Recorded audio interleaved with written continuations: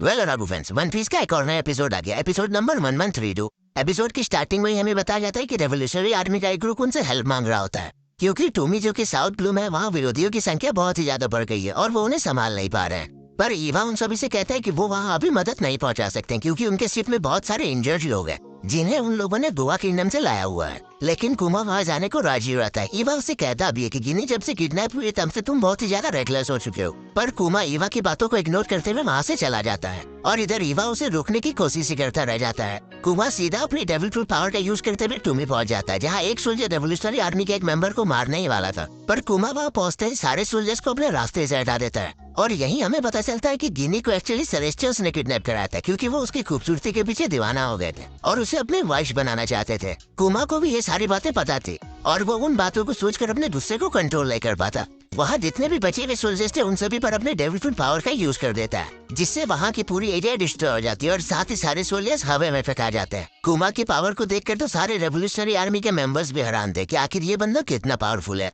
साथ ही वो अपने विक्ट्री को सेलिब्रेट करते हुए कहते हैं, फाइनली आज 3 साल की मेहनत हमारी रंग लाई है। लेकिन इधर कुमा उस दिन को याद करता है जब गिनी को किडनैप कर लिया गया था और उसके सारे क्रू को मार दिया गया था। इसके बाद कुमा ड्रैगन को कॉल करता है और बताता है कि आगे सारी प्रॉब्लम्स को उसने सॉल्व कर दिया है। वो अब इन सारी चीजों से बहुत ही थक चुका है, तो कुछ दिनों के लिए वो घर जा रहा है। ऐसा ही 2 साल बीत जाते हैं और हमें एक दिन अचानक ही गिनी को एक शिप में दिखाया जाता है, जो कि एक छोटी बच्ची के साथ थी। वो उस बच्चे को लेकर कहीं तो वापस जा रही होती है। फिर सिन शिफ्ट होता और रेवोल्यूशनरी आर्मी के बेस को देखते हैं, जहाँ एक दिन अचानक ही गिनी ने कॉल कर दिया था। कॉल आते ही ईवा तुरंत ये बात कुमा को बताता है। फिर वो दोनों भागे भागे गिनी की आवाज सुनने जाते हैं। जैसे ही गिनी कुमा की आवाज सुनती है, वो थोड़ी राहत की सांस लेती है।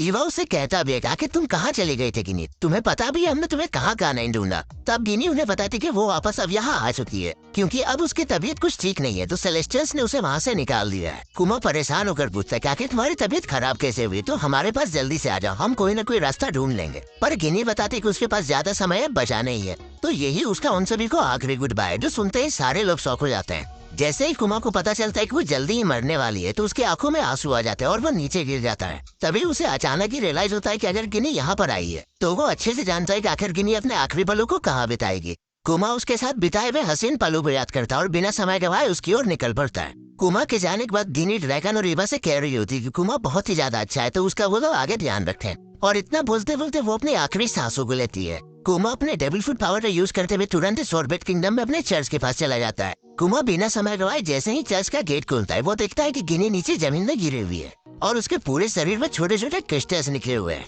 जो देखकर कुमा भी हैरान हो जाता है। तब वो बूढ़े बताते हैं कि उसके सारे शरीर में ये क्रिस्टल निकले हुए हैं और उसने यहाँ आते ही हमें बताते हैं कि जब भी वो नेचुरल लाइट में जाती है तो उसकी स्किन ब्लू और हार्ड स्टोन में बदल जाती है। गिनी को अपने सामने खोने के बाद कुमा खुद को संभाल नहीं पाता और वो रोना शुरू कर देता है। तभी उसकी नजर उस छोटी बच्ची पे जाती है। कुमा सोच रहा होता है कि आखिर ये बच्ची कौन है, जिस पर वही बूढ़े बताते हैं कि ये गिनी की बेटी है और उसे वही यहाँ लेकर आई है, क्योंकि वो चाहते थे कि उसकी बेटी एक अच्छा फ्यूचर जिए। तो वो सनी डेज में समुद्र पार करते हुए इस बच्चे को यहाँ लेकर आई, जिसके बाद कुमा गिनी के कवर पर फूल चढ़ाता और उस दिन के बाद से वो विनी की बेटी यानी कि बोनी का ध्यान रखने लगता है। एक दिन कुमा बोनी को बोतल से दूध पिलाने की कोशिश कर रहा होता है और उसे ऐसा कर देते कि माँ के सारे बूढ़े देख रहे होते हैं। वो बूढ़े लोग कुमा को सजेस्ट कर रहे होते हैं कि जब भी वो बोनी के साथ सोने जाए तो बोनी को वो एक पिंजरे में डालकर सोए, क्योंकि कुमा बहुत ही ज्यादा बड़ा है और करवट लेते समय कहीं वो बोनी को चीप न दे। बोनी को दूध पीता देख कुमा को गिनी की याद आती है और उसके आंखों में आंसू आ जाते हैं। ऐसे ही मस्ती मस्ती में कुछ साल बीत जाते हैं और अब बोनी चलना सीख चुकी है।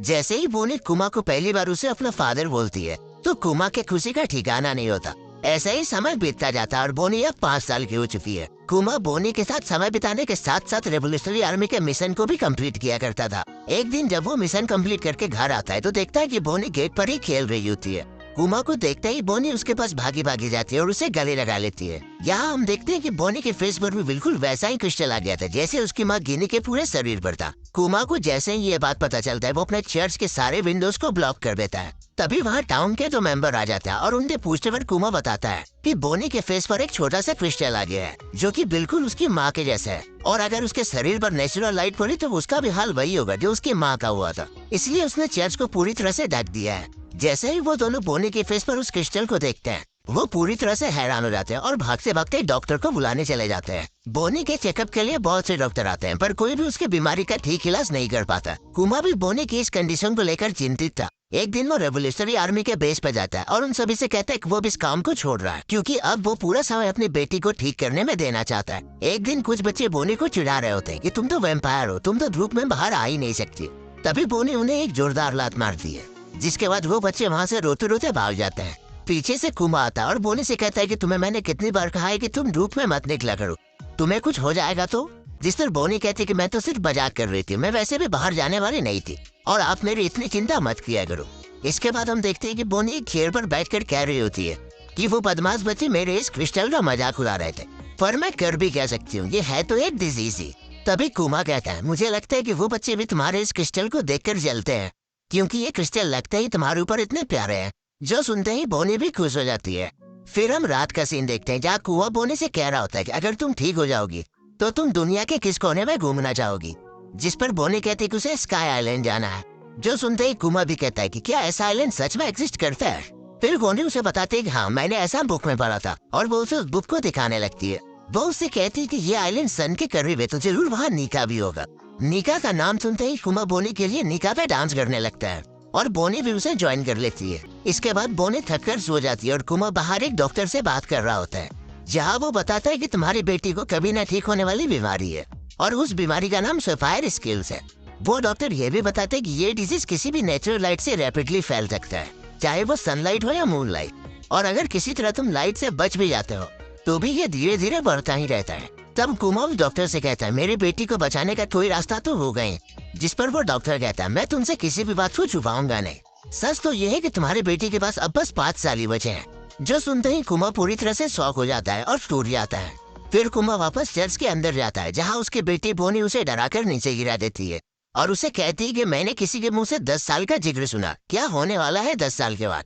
वो मेरे बारे में ये बात कर रहा था, है ना। जिस पर कुमा उससे बात छुपाते हुए कहता है कि हाँ वो उसी के बारे में बात कर रहा था और 10 साल के बाद वो बिल्कुल ठीक हो जाएगी। जो सुनते ही बोनी भी खुशी से झूम उठती कि वो 10 साल के बाद बिल्कुल ठीक हो जाएगी।